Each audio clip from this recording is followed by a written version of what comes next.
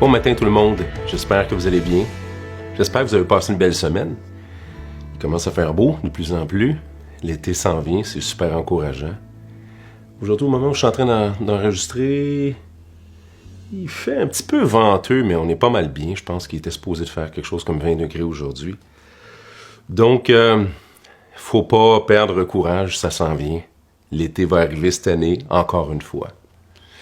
Donc, ça me fait plaisir d'être avec vous pour la prédication cette semaine.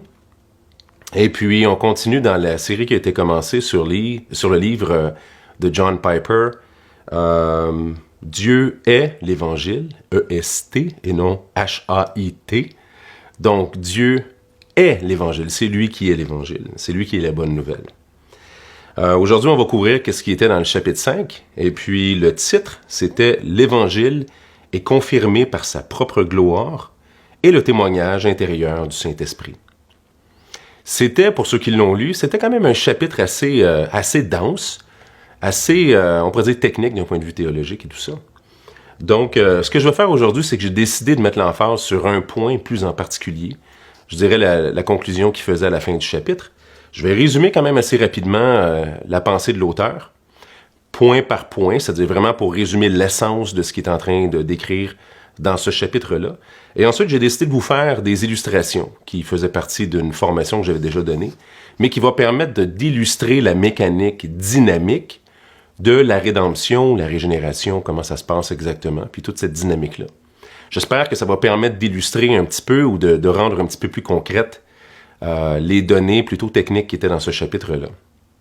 Ça a été vraiment édifiant pour moi. Je pense qu'on touche vraiment quelque chose qui est super intéressant ici. Et puis j'espère que vous allez apprécier la prédication, autant que j'ai apprécié de travailler sur ce message-là, cette semaine. Donc avant d'aller plus loin, on va tout simplement prier. Seigneur, merci pour ta parole qui nous éclaire. Surtout merci pour ton esprit, qui nous a donné la vie, qui nous a régénérés, qui nous a rendus vivants spirituellement. Maintenant, on en ressent les bienfaits, Seigneur, c'est-à-dire que devant nous, c'est illuminé. La personne de Jésus-Christ, devant nous, est devenue manifeste toute sa grandeur, sa beauté. Quand on te lit dans les Écritures, Seigneur, on te voit. On te voit et notre âme s'extase devant toi. Merci pour ça. C'est ce qu'on veut que tu fasses encore, Seigneur. Par le même esprit que tu nous as régénérés, on te demande d'illuminer devant nous les passages bibliques qu'on va regarder, les concepts. On veut te demander, Seigneur, de faire briller comme le soleil devant nos yeux la personne de Jésus, notre Sauveur. Donc, Seigneur, merci pour ce travail-là que tu fais. On attend le jour où on va te voir face à face avec nos yeux. Ce temps-là où on va te débarrasser finalement de notre corps humain, encore pécheur, là où la résurrection même des corps va faire en sorte que tout va être parfait. Il n'y aura plus aucun obstacle à ce que nos yeux, nos sens, à ce que tout te voit et profite, goûte, s'extasie d'une certaine manière devant ta présence, devant ta beauté. Donc toi qui es la bonne nouvelle, toi Jésus, qui est l'essence de la bonne nouvelle de l'Évangile, révèle-toi à nous aujourd'hui. C'est dans ton nom qu'on prie, Jésus. Amen. Alors voilà, mes chers amis, on va commencer comme ça. On va commencer par un passage qui était le passage clé, je pense, sur lequel le travail de ce chapitre-là a été fait. Je vais le lire. C'est dans 2 Corinthiens, c'est le chapitre 4, et les versets 3 à 6. « Si notre évangile est encore voilé, il est voilé pour ceux qui périssent, pour les incrédules, dont le Dieu de ce siècle a aveuglé l'intelligence, afin qu'ils ne voient pas briller la splendeur de l'Évangile, de la gloire de Christ, qui est l'image de Dieu. Nous ne nous prêchons pas nous-mêmes, car c'est Jésus, le Seigneur, que nous prêchons. Et nous nous disons vos serviteurs à cause de Jésus. Car Dieu, qui a dit « La lumière brillera du sein des ténèbres », a fait briller la lumière dans nos cœurs pour faire resplendir la connaissance de la gloire de Dieu sur la face de Christ. Donc, c'est un premier passage qui nous met vraiment, qui nous met un petit peu dans le bain par rapport au sujet qui va être traité. Il y a un deuxième passage qu'on va lire tout de suite, puis après ça, à mesure que je résume un petit peu les propos ou les différents thèmes, c'est-à-dire les grandes lignes de ce qui a été enseigné dans ce chapitre-là. On va revenir au passage, puis on va faire sortir certaines parties du passage. Le deuxième passage, c'est dans 1 Jean, donc la première épître de Jean, c'est-à-dire le chapitre 5, puis les versets 6 à 11. Si nous recevons le témoignage des hommes, le témoignage de Dieu est plus grand, car le témoignage de Dieu consiste en ce qu'il a rendu témoignage à son Fils.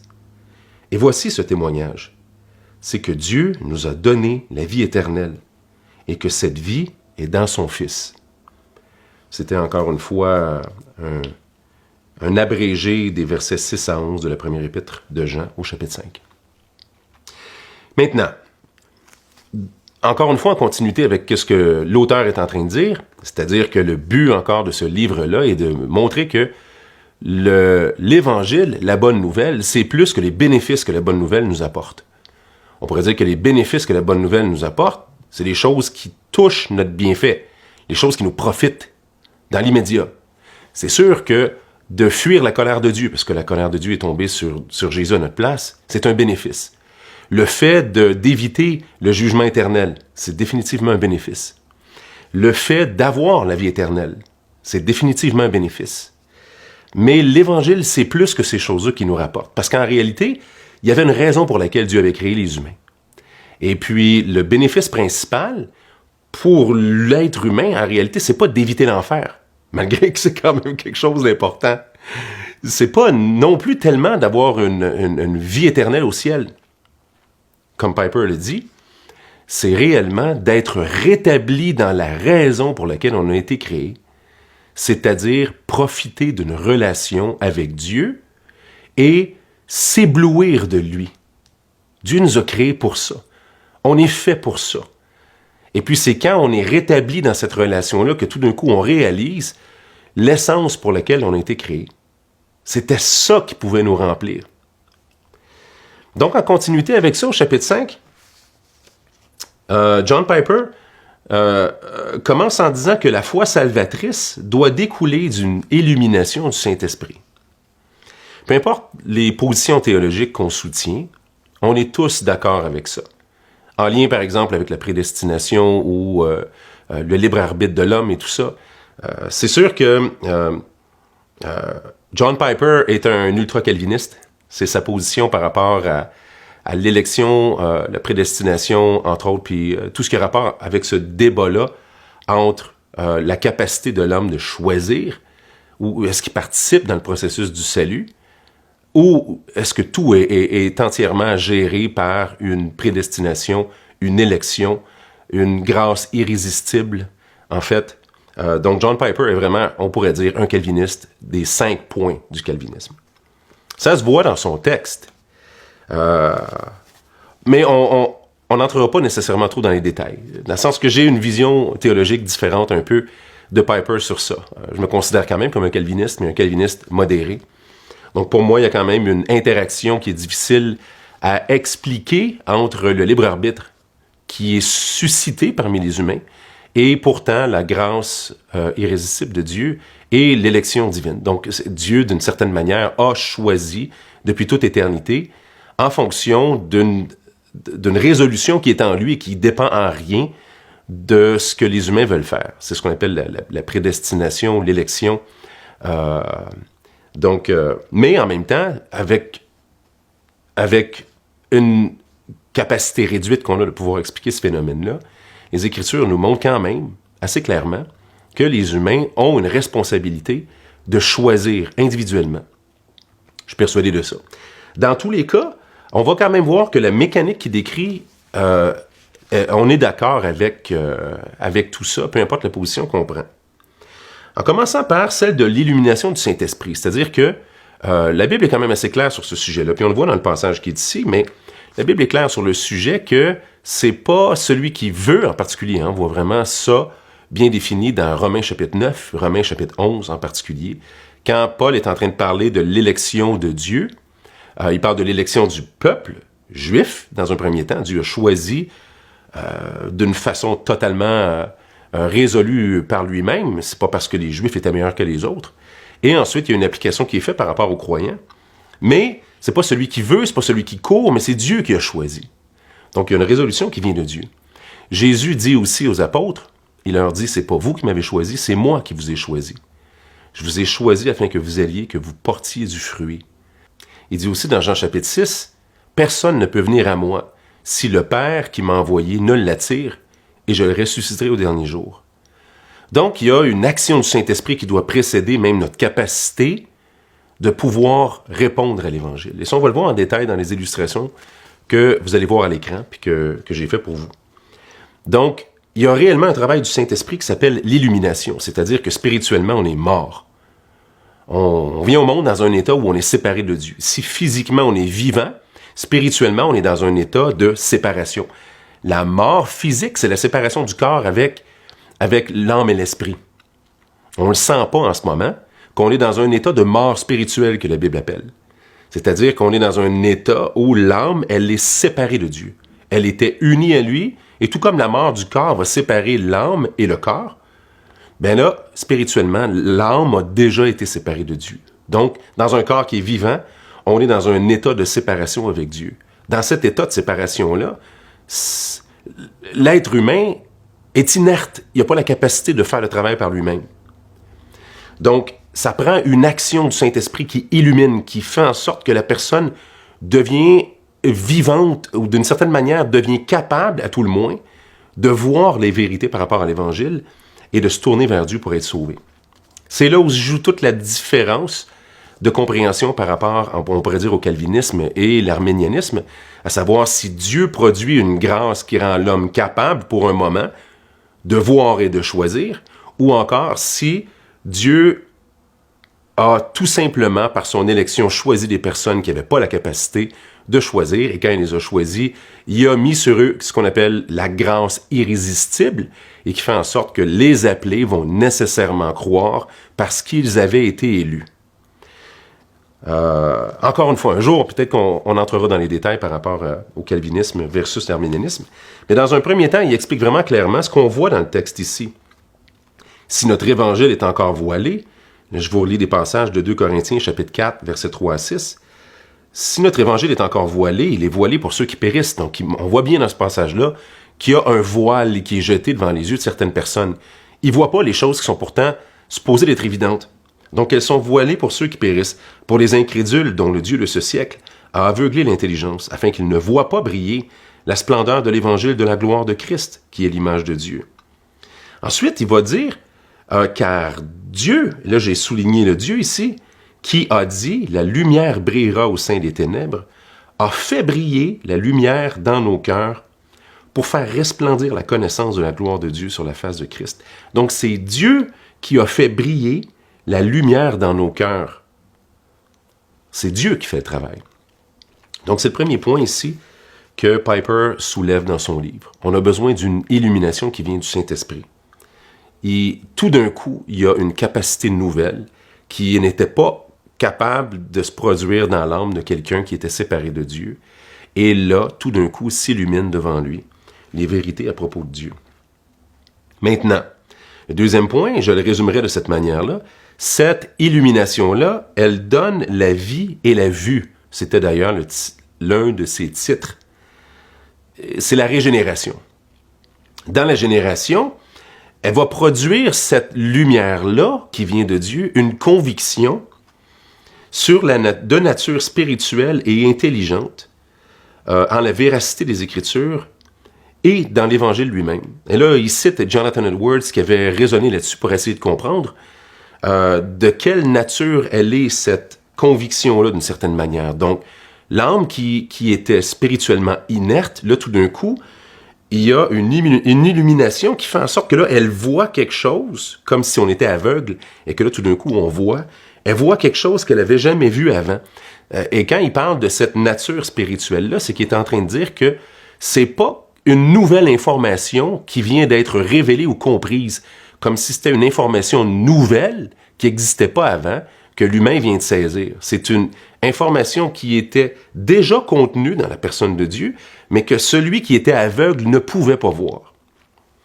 Donc, c'est ce qu'il dit ici, que ça donne la vue, et que cette vue-là permet de saisir l'objet de la foi, c'est-à-dire la véracité dans un premier temps, que la parole de Dieu, elle est réellement donnée par Dieu, elle est vraiment, elle a la véracité d'être réellement la parole de Dieu, et ensuite que l'œuvre de Jésus sur la croix a satisfait les exigences de Dieu. On peut placer notre foi là-dedans. Ensuite, ce que ça va produire dans la vie de la personne, c'est la foi qui le sauve.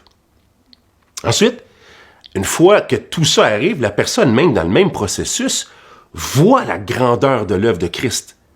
Pendant que ses yeux sont ouverts, il voit la grandeur de l'œuvre de Christ, il voit la grandeur de Dieu. Et là, au moment où la régénération se produit dans la vie de la personne, tout d'un coup s'éclaire tout. Là, ce Dieu grand-là est là. Vous l'avez expérimenté, vous, si vous avez connu Jésus, si vous avez connu particulièrement si vous avez connu une régénération d'une première génération. C'est-à-dire que quand on a grandi dans une famille chrétienne, ce processus-là de la lumière qui resplendit dans les ténèbres, c'est-à-dire qu'il y a eu un jour où tu comprenais pas, puis là, tout d'un coup, bang!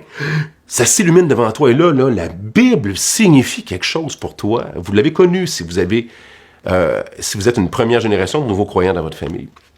Mais si vous avez grandi dans une famille chrétienne, c'est moins tangible des fois saisir le moment où ça s'est passé. Ce contact-là où Dieu a ouvert vos cœurs. Et là, tout d'un coup, vous avez saisi ce Jésus-là. Des fois, ça s'est passé, vous étiez tellement jeune que vous vous en souvenez même pas. Ça ne veut pas dire que vous n'avez pas connu la nouvelle naissance, au contraire. Et on va voir plus loin les fruits de la nouvelle naissance. Comment on peut déterminer la réalité de la nouvelle naissance. Moi, je dirais que c'est ça qui est la chose importante qu'on va voir aussi aujourd'hui dans ce chapitre-là ici. Donc, d'être capable de contempler, nous dit Piper dans ce point-là, ici, quand la vue et la vie se déclenchent, en réalité, ça nous permet, comme le passage le disait ici, il fait resplendir la connaissance de la gloire de Dieu sur la face de Christ. Donc, c'est pas juste que ça produit la foi qui nous sauve, c'est que ça produit cette capacité-là d'être émerveillé devant Dieu, de contempler la gloire de Dieu. Et puis c'est ça l'essence du livre. C'est Dieu qui est la bonne nouvelle. C'est lui l'essence principale qu'on saisit dans la bonne nouvelle. Et là, on voit sa gloire resplendir dans la face de Christ. Maintenant, je résumerai le chapitre de Piper, ici dans le livre, par un troisième point. Voir la gloire de Dieu dans l'Évangile est une condition au salut et une preuve de celui-ci. Je vais le relire.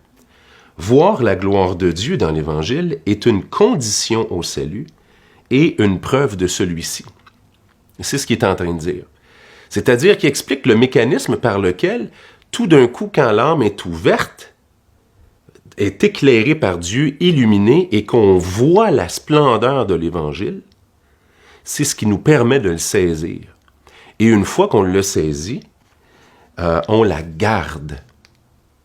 Cette capacité-là d'aimer Dieu, de s'attacher à lui, cette vie nouvelle-là à l'intérieur de nous, c'est l'indicateur qui va démontrer que la nouvelle naissance a eu lieu, que la régénération en nous a eu son effet, qu'il y a une nouvelle naissance, il y a une vie nouvelle qui nous habite.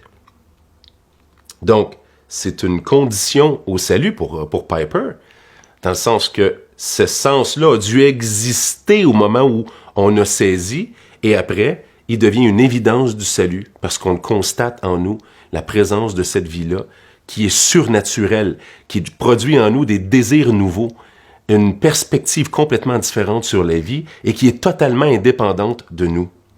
Ça, c'est ce qu'on va expliquer plus en détail maintenant. Donc, j'ai fait un ensemble de dessins pour vous, pour qu'on puisse comprendre cette mécanique-là mieux.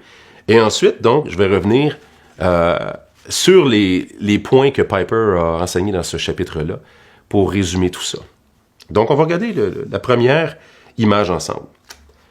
Donc, ici, ce que je veux vous illustrer, c'est la dynamique entre Dieu, l'âme et le corps. Là, il y a une distinction qu'on peut faire entre l'âme et l'esprit. Je suis plutôt d'avis qu'en réalité, c'est l'esprit qui est régénéré par l'Esprit de Dieu.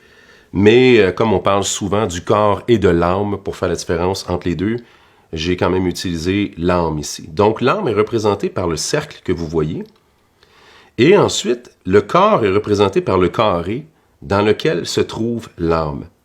Et autour du carré du corps qui contient l'âme, il y a un deuxième carré qui, lui, contient le corps et l'âme, qui, lui, ici, représente Dieu. Ça se représente aussi par le soleil, dans cette illustration-là, représente Dieu. Et puis le background blanc en arrière, donc l'arrière-plan blanc, il représente justement le fait que les humains sont dans la présence de Dieu. Ils sont en relation parfaite avec lui. Vous voyez donc leurs chandails qui sont blancs, et vous voyez un cercle à l'intérieur d'eux qui, lui, représente effectivement leur âme qui est remplie de cette lumière-là. C'est une illustration, mais mon objectif ici, c'est de nous faire réaliser qu'ils sont dans un état où, premièrement, ils sont coupables de rien. C'est ce qu'on voit avec leurs chandails qui sont blancs, qui représentent la pureté. Et leur âme, elle est animée de la présence de Dieu. Donc, ils sont en relation parfaite avec lui. C'est pas juste une relation sommaire, c'est ce qui les définit. Ils ont été créés pour ça. Donc, ce qui s'est passé à la chute, quand les humains ont décidé de manger du fruit de l'arbre de la connaissance du bien et du mal, c'est ce qu'on voit dans la deuxième image ici. Donc, vous voyez des détails qui se sont passés. Premièrement, l'arrière-plan est devenu noir. Vous remarquez aussi que Dieu, par conséquent, n'est plus là. Donc, le soleil n'est plus là. La conséquence de ça, bien sûr, c'est que l'arrière-plan est noir. Vous remarquerez que leurs chandails sont devenus noirs et qu'à l'intérieur d'eux, donc j'ai représenté l'âme ou le cercle en gris ici. Ça représente la mort, c'est-à-dire qu'ils sont séparés de Dieu. C'est comme les ténèbres à l'intérieur d'eux. Et, soit dit en passant, quand les humains meurent, s'ils n'ont pas été régénérés et qu'ils n'ont pas la vie éternelle, en réalité, c'est pas qu'ils sont envoyés dans la séparation de Dieu, c'est qu'ils continuent dans la séparation de Dieu. Les humains sont déjà séparés de Dieu. Donc, ils continuent dans la séparation de Dieu et là, ils sont envoyés en plus au jugement parce que leur corps, c'est-à-dire que tout ce qu'on a fait dans cet état de séparation-là s'accumule comme une culpabilité devant celui qui est juste et qui est saint, devant celui à qui on appartenait et pour qui on avait été créé. Et tous les actes des humains, qu'ils soient bons ou pas, en passant, ça n'a rien à voir. C'est pas le fait de faire des bonnes œuvres, de faire des mauvaises œuvres qui font en sorte qu'on est condamné devant Dieu. Même les bonnes œuvres qu'on fait sont un acte de rébellion en voulant apporter la gloire qui avait été destinée à Dieu sur nous-mêmes. Donc, en réalité, ça se représente ici par le carré que vous voyez ici. Donc, il y a juste un carré. Le carré, la slide d'avant, on voyait qu'il y avait un carré de Dieu dans lequel le corps et l'âme se trouvaient. On était dans la présence de Dieu. Mais là, le carré de Dieu est disparu.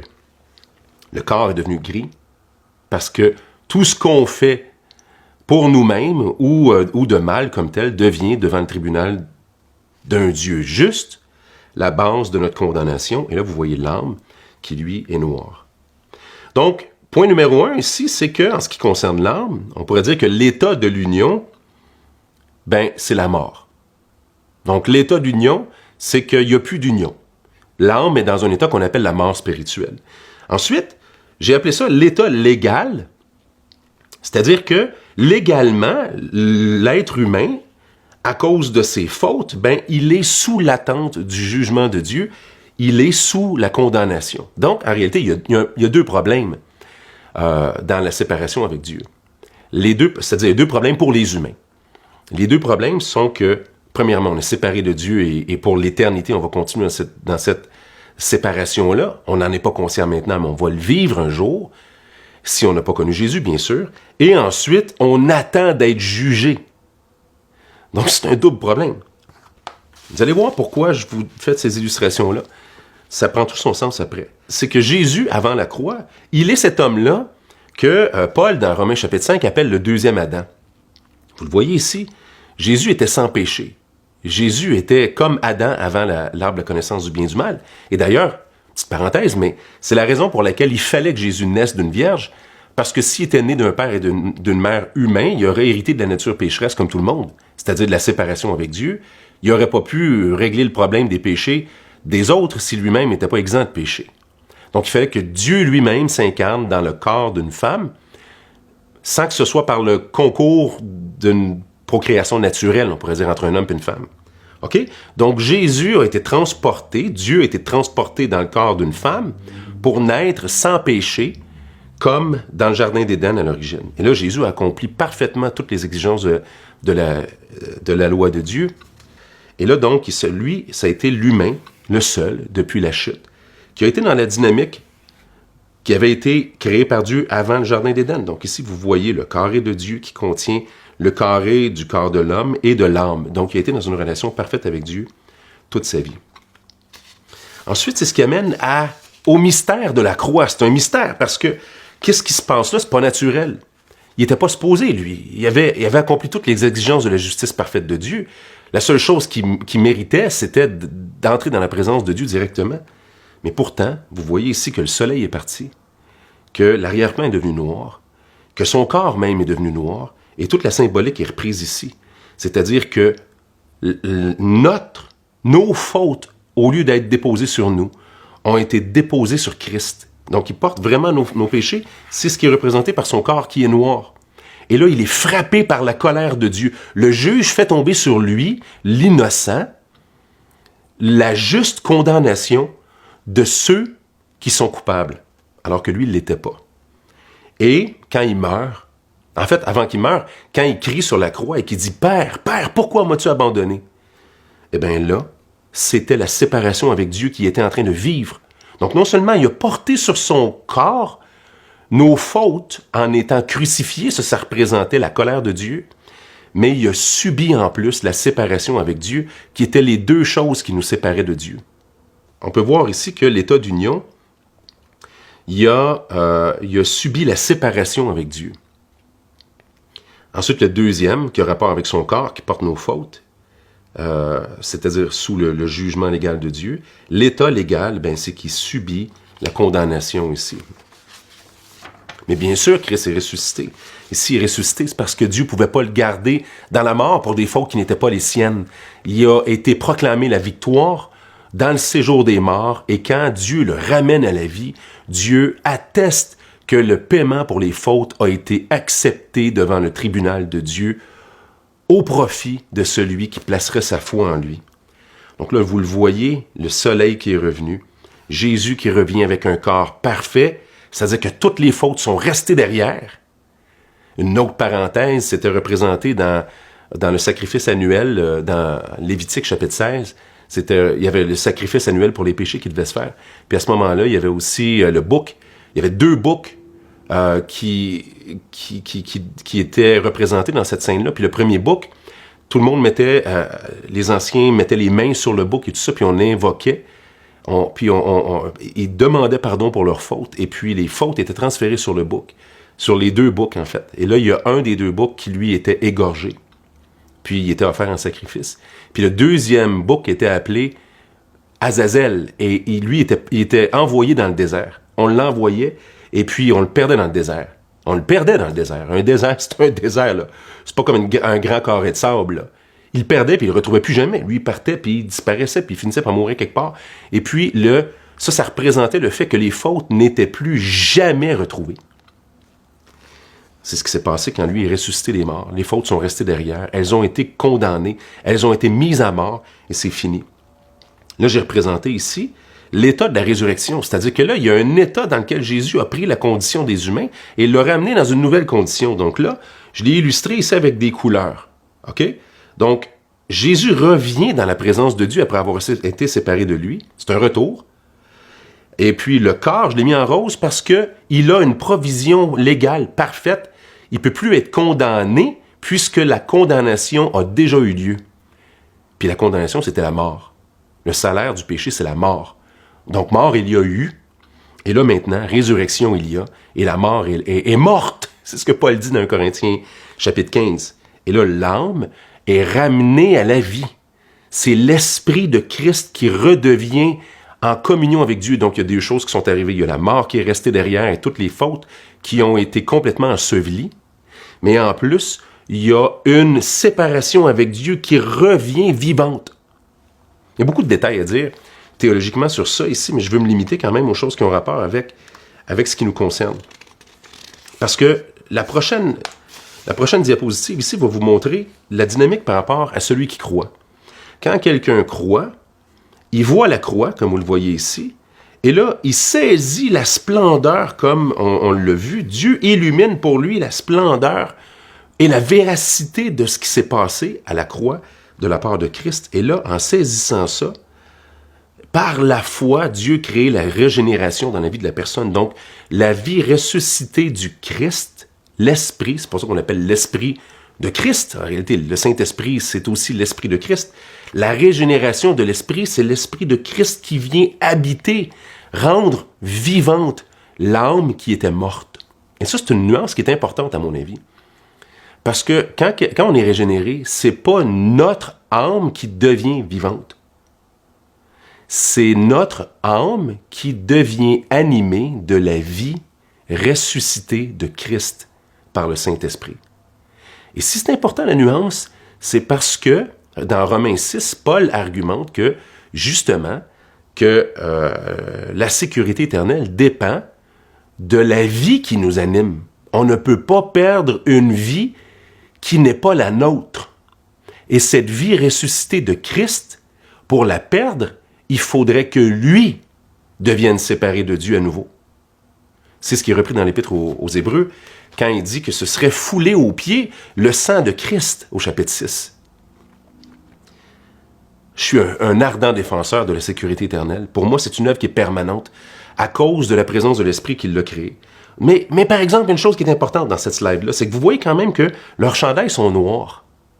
Il y a à l'intérieur d'eux une nouvelle naissance. Ils sont habités de l'Esprit de Dieu, mais ils sont encore, mais ça se contient encore, vous voyez dans l'image de droite ici, dans le carré qui est gris. Et ça, c'est la dynamique du croyant. La dynamique du croyant, c'est réellement celle d'un corps qui est encore séparé de Dieu et qui attend la rédemption. Notre corps attend la glorification. On attend le jour où finalement, il va être mis à notre compte le bénéfice du sacrifice de Christ pour notre corps aussi. Et ça va se faire dans la résurrection, quand on va avoir nos corps glorifiés. Mais pour l'instant, on vit dans un corps qui, lui, n'est pas régénéré, avec une âme nouvelle qui a des désirs nouveaux et qui est habitée par Christ qui nous a unis à Dieu à nouveau. C'est une contradiction continuelle parce qu'il y a deux natures qui se battent l'une avec l'autre. Et ça, bon, c'est ce qu'on voit abondamment décrit dans le Nouveau Testament, mais en particulier avec qu'est-ce que Paul dit dans Romains chapitre 7 en disant, mais je trouve dans ma chair une loi qui se bat contre la loi de mon entendement. Dans la loi de mon âme, je veux faire ce qui est bien. Et tu sais, mais continuellement, mes deux natures se battent ensemble, puis il dit, mais qui me délivrera de ce corps de mort? Donc, on a ce combat-là continuel, puis c'est cette raison-là, c'est pour cette raison-là que ça se passe comme ça. Votre corps n'a rien à foutre, lui. En fait, il connaît pas en fait, votre corps est dans l'état que votre âme était avant que Dieu l'illumine. Je dis votre, c'est le mien. Je dis, c'est le combat d'une vie, hein? On vit tous ça. Donc, notre âme, elle était inerte, incapable de choisir Dieu.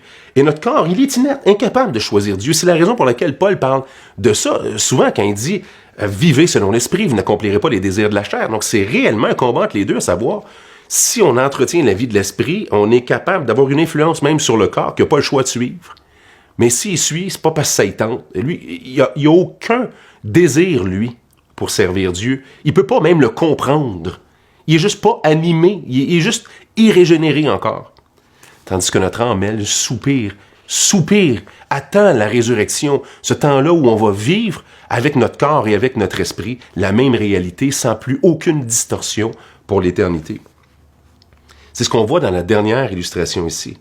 Là où on voit une illustration, en fait, de la glorification, quand on va avoir notre corps glorifié, là où notre corps va être amené à un état, le chandail blanc, à un état de perfection qui est égal à l'état de perfection de notre âme. En passant dans 1 Jean, quand Jean prend la peine de dire aussi « Celui qui est né de Dieu ne pêche pas » ou « ne pêche plus ». C'est important de comprendre cette dynamique-là pour savoir ce que Jean est en train de dire. Parce que s'il est en train de dire que celui qui est né de nouveau ne pêche plus, dans son corps humain encore irrégénéré, man, on est dans le trouble solide, là, entre toi et moi, la boîte à pain, là. Je veux dire, il y a personne. Il y a personne qui est né de Dieu s'il y a lieu. Mais votre corps n'est pas né de Dieu encore. Il va être né de Dieu quand il va être transformé par lui à la résurrection. Mais en ce moment, c'est votre âme qui est née de Dieu. C'est notre âme qui est née de Dieu. Et c'est vrai que notre âme ne pêche pas. Et d'ailleurs, notre âme, si elle est régénérée, elle est dégoûtée par les actions de notre corps. Et notre corps est dégoûté par les contraintes de notre âme. C'est deux vies qui se battent l'une contre l'autre, tout le temps. Donc ça nous amène ici à faire une belle conclusion avec réellement ce que Piper enseigne là-dedans. En citant, entre autres, des travaux intéressants de Jonathan Edwards, qui lui aussi était, on pourrait dire, un calviniste pur et dur, qui faisait partie de la tradition des puritains, qui étaient, eux, les calvinistes anglais, qui étaient sortis de l'anglicanisme. Enfin, donc il y a un mécanisme de la régénération qu'on vient de voir ensemble. Donc vous comprenez maintenant que cette nouvelle nature-là qui est à l'intérieur, donc ce qui était représenté par l'âme qui est comme rose à l'intérieur, ça, c'est l'Esprit de Dieu qui vous habite.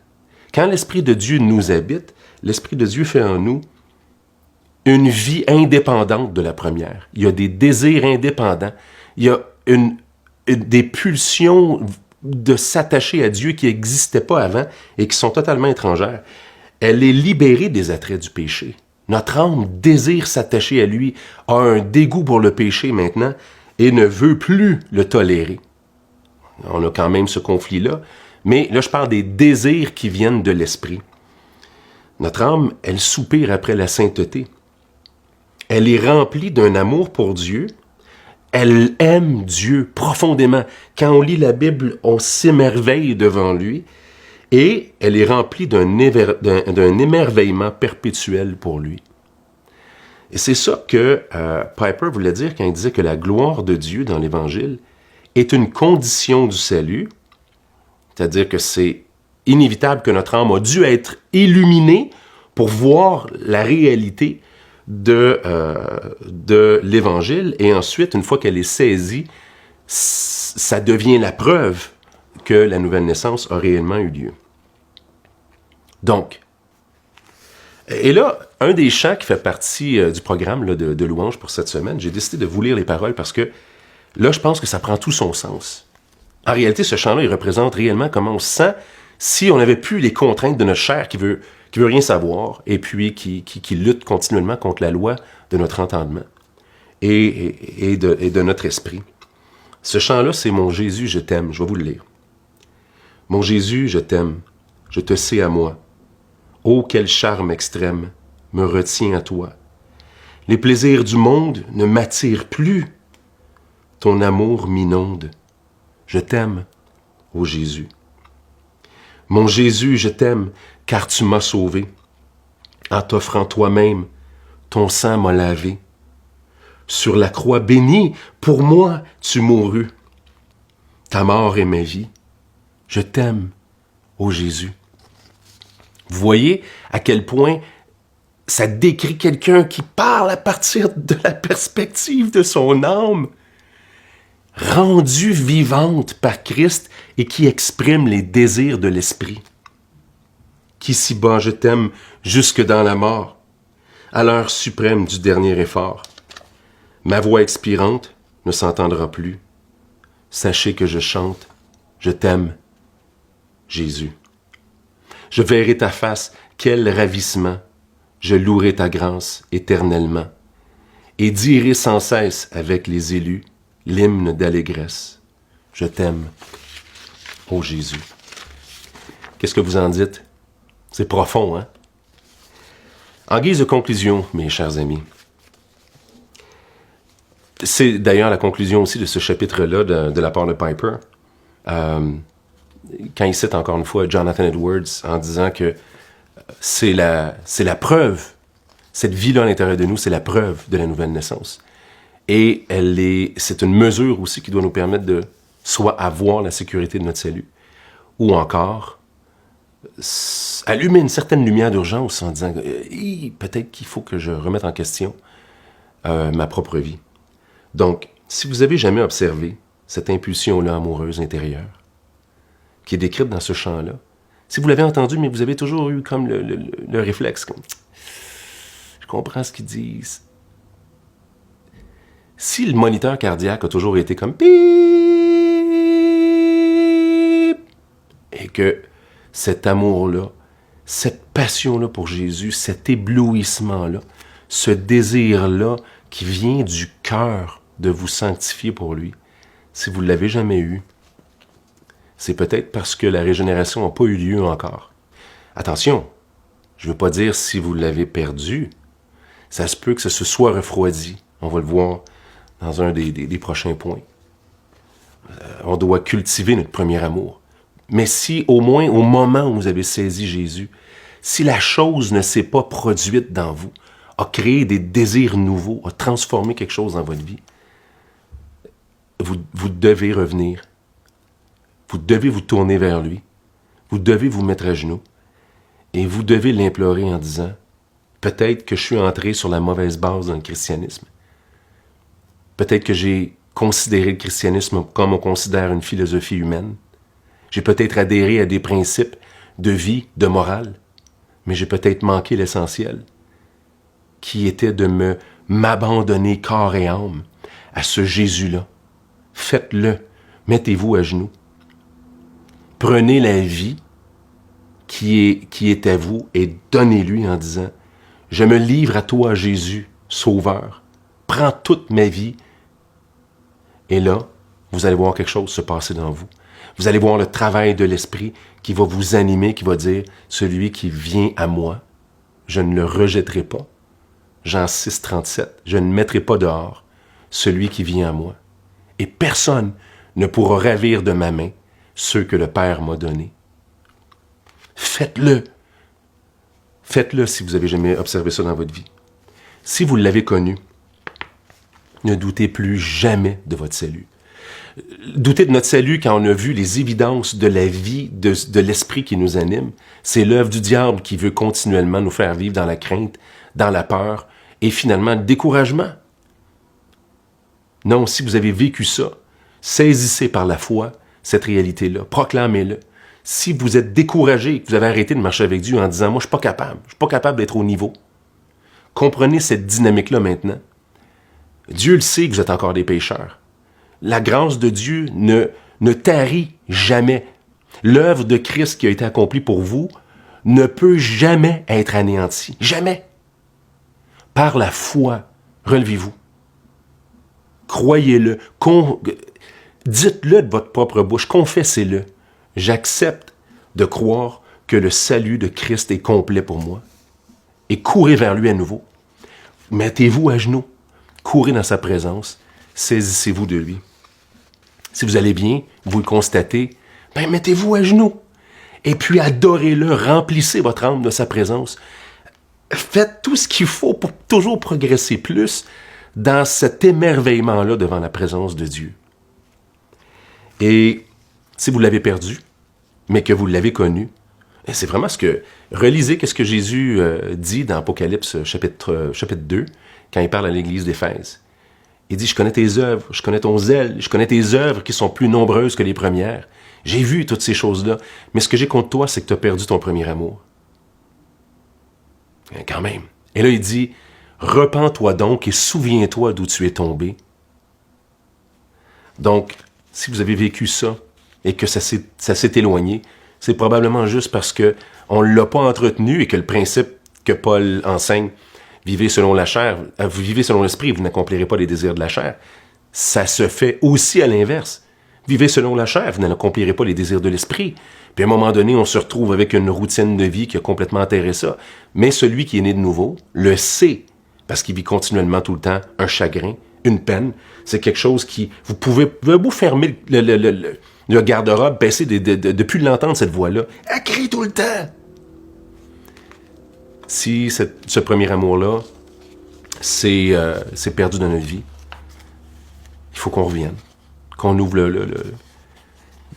le placard puis qu'on lui dise, écoute, je vais arrêter d'essayer d'étouffer la voix à l'intérieur de moi qui continuellement me dit, viens à moi. On va prier en terminant. Seigneur Jésus, on est tous dans le même bateau. Moi qui enseigne aujourd'hui, exactement de la même manière que ceux qui m'entendent. Il y a des hauts dans ma vie, il y a eu des périodes de sécheresse intense. J'ai connu l'euphorie de m'attacher à toi, de quasiment jubiler dans ta présence, d'être tellement bien, d'être sur le haut de la montagne, de dire je veux vivre ici tout le temps, toute ma vie, toute ma vie, toute ma vie. J'ai connu des périodes entre les deux, puis j'ai connu des périodes de sécheresse totale, où je deviens même écœuré d'être écœuré, d'essayer, puis de ne pas réussir à recrinquer ma relation avec toi. Puis dans ces périodes-là, j'ai connu, Seigneur, mon âme qui était triste et qui te désirait, mais qui t'avait pas, qui désirait, puis qui n'avait pas ce qu'il réussissait à désirer. Seigneur, amène-nous aujourd'hui, par ton Saint-Esprit, à voir la gloire parfaite de ton Fils. Seigneur, à mesure qu'on court vers toi aujourd'hui, ouvre tes bras, comme le Père du Fils prodigue. Reçois-nous, serre-nous fort dans tes bras. Seigneur, on t'aime. Que cette semaine, quand on va écouter ce chant-là, je t'aime, ô Jésus, fais vibrer notre âme. Saisis-nous à nouveau. Ranime la flamme de notre foi. Je te prie pour ceux qui n'ont pas l'assurance de leur salut, Seigneur. Je te demande de leur montrer clairement la permanence de ton œuvre, que ton amour n'a jamais tari. Pour ceux, Seigneur, qui n'ont pas connu encore cette nouvelle naissance-là, je te prie, Saint-Esprit, de les éclairer maintenant, au moment où je te parle, de leur donner cette illumination de ton esprit qui révèle devant leurs yeux la beauté de Jésus, qui les amène comme un élan de cœur à vendre tout ce qu'ils possèdent, toute leur vie, tout leur cœur, pour s'attacher à toi corps et âme. Jésus, c'est pour te servir, t'aimer, qu'on est ici. Accompagne-nous. Fais cette œuvre grande là au milieu de la vie de chacun qui écoute la prédication aujourd'hui. Oui, comme on l'a lu et comme on va le chanter, nous aussi on le dit, je t'aime, ô Jésus. Amen. Bonne semaine, chers amis. Vous êtes précieux pour nous. Salut Ecclésia, c'est Benoît Sénécal. Donc, c'est le temps des annonces. Si vous ne me connaissez pas, je suis un des pasteurs, je suis un pasteur en formation ici à Ecclésia. Et pour les annonces aujourd'hui, si tu entends le message, que tu viens de finir le message, qu'on est dimanche le 16 mai, dans le fond, le message, ça parle de qu'est-ce qui va se passer ce soir. Donc, ce soir, il y a une soirée de prière au bâtiment. C'est moi qui vais animer la discussion. Il y a encore beaucoup de places disponibles. Si tu viens ce soir, il va y avoir de la place pour toi. C'est certain que si tu veux venir avec ta famille, avec plusieurs personnes, vous avez reçu un courriel que vous pouvez vous inscrire. Donc, ça serait bien de vous inscrire là pour qu'on puisse vous accueillir plus facilement. Il va y avoir une garderie pour les enfants, si vous voulez, pour les enfants. Donc, ça va commencer à 19h ce soir. Et habituellement, c'est de 19h à 20h à peu près, donc environ 1 heure pour la soirée de prière. Ça serait une bonne occasion aussi, si vous venez au bâtiment, de pouvoir prendre une copie gratuite du livre Dieu et l'Évangile. Donc, vous voyez que c'est un peu le livre là, qu'on touche à des thèmes similaires dans ce livre-là. Quand il y a les messages ce dimanche, je venais d'entendre en fait le message de Jean-François Moquin qui touchait à des thèmes qu'on trouve aussi dans ce livre-là. Et finalement, si vous avez à cœur de donner pour le comité de bienfaisance à Ecclésia, donc le comité de bienfaisance, c'est lorsque vous donnez de l'argent pour ce comité-là, c'est pour faire un peu une banque d'urgence en priorité pour les personnes d'Ecclésia, parce que vous savez, on n'est jamais à l'abri qu'il y ait un besoin, quelque chose qui survient, un besoin financier soudain, surtout pas ces temps-ci. Donc, depuis le début de la pandémie, il y a plusieurs personnes qui ont pu en bénéficier au sein d'Ecclésia pour certains besoins. Par souci de confidentialité, on ne dit pas toutes ces histoires-là, mais c'est juste pour dire que c'est un peu ça l'utilisation première de l'argent qui est remis pour le comité de bienfaisance. Donc, si vous voulez remettre pour ça, vous pouvez écrire à l'adresse admin en commercial église-ecclésia, église-ecclésia.ca. Donc, c'est pas mal ça pour les messages. Je vous souhaite une bonne semaine, puis prenez soin de vous. Au revoir!